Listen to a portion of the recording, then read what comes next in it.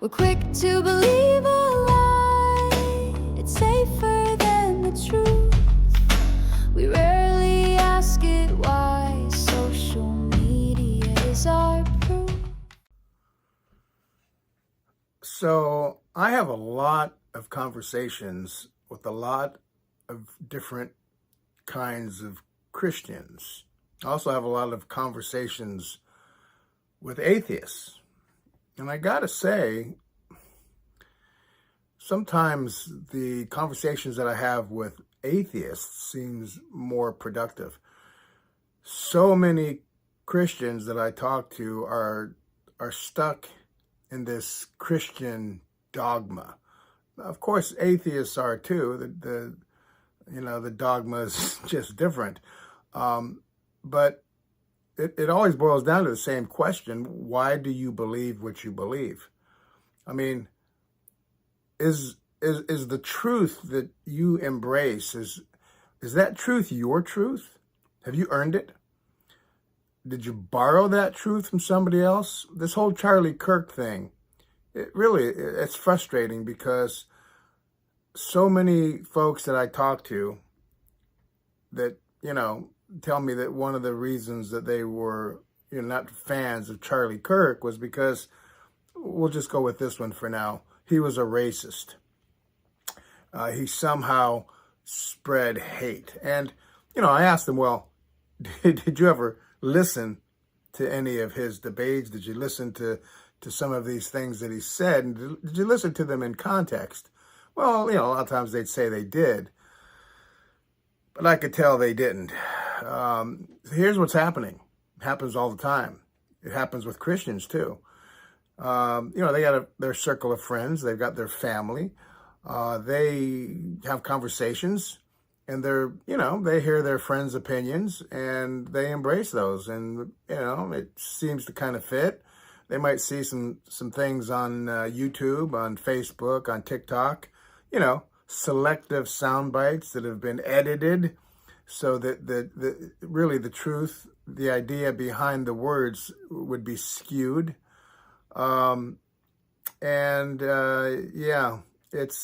It's crazy. Christians do it all the time because, if you talk to a Christian, sure, they've read the Bible. They've read it a number of times. Whatever happened to common sense? It seems to be elusive these days. In the Christian community and the non-Christian community, simple things I would expect Christians to know, they don't. Why do they believe what they believe? Okay, well, a lot of them, they just have faith. That's fantastic. And for those Christians, I applaud them. They can just have faith. I was never one of those Christians that could just have faith. I had to research. I had to, because, and God is okay with that. He wants us to search out a matter. He wants us to study his word. He wants us to do it in a way that is very aggressive, like a thirsty man in a desert searching for water. So why do you believe what you believe? Is it really your belief?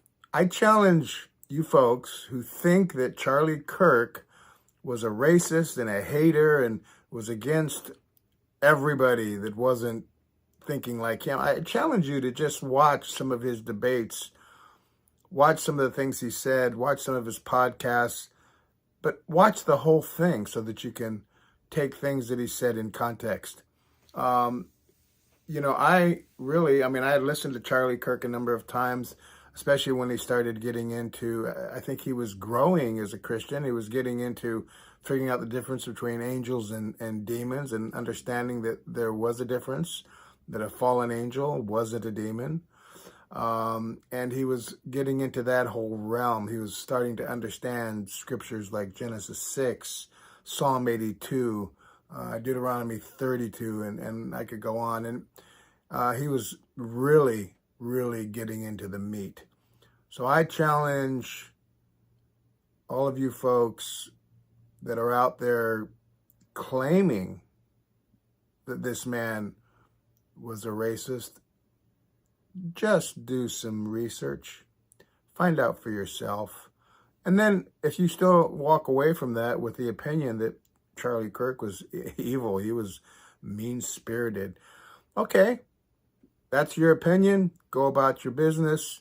You've come to that conclusion, but at least you came to that conclusion based on reality, based on things that you heard. And I can't argue with that. I can disagree with it, but I can't argue with it because you're owning your truth. Whether I believe that that truth is right or wrong, that doesn't matter. It's your truth. To you, that's the way it is.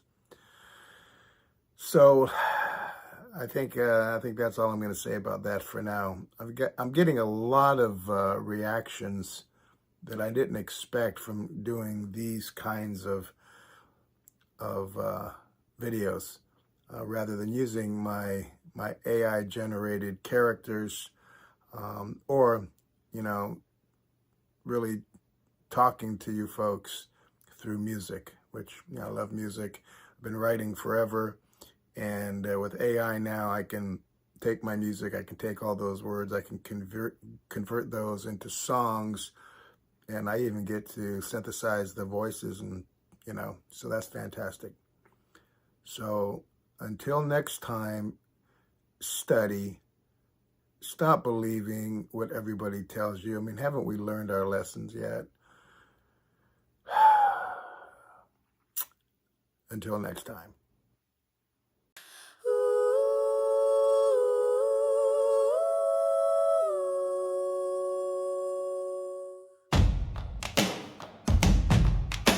The gossip rolls like thunder, loud inside our ears. A spark becomes a wildfire, fueled by doubt and fears. We're quick to believe a lie, it's safer than the truth. We rarely ask it why, social media is our proof. The fictions linger long, reality pushed aside. The truth becomes what's wrong, because the devil wants to hide. You're quick to believe a lie, it sticks like evil glue. You're slow to believe the truth, though God stands in front of you. And if you ask me why, I'd share this simple truth: the lost embrace the lie, because the truth is too much proof. They mock God's word and pretend it's wrong, but believe most lies when wrapped in a song. Lie enough and it becomes what's real. The truth doesn't matter, just how you feel. You're quick to believe a lie, it sticks like evil glue. You're slow to believe the truth, though God stands in front of you. And if you ask me why, I'd share this once again: the lost embrace the lie, it's permission to live in sin.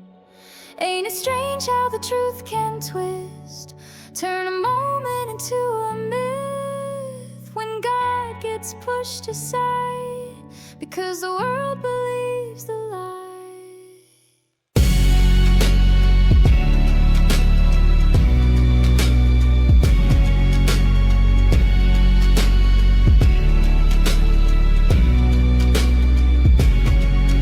So next time you visit YouTube and believe the myth is real, is it because you seek the truth, or more about how you feel?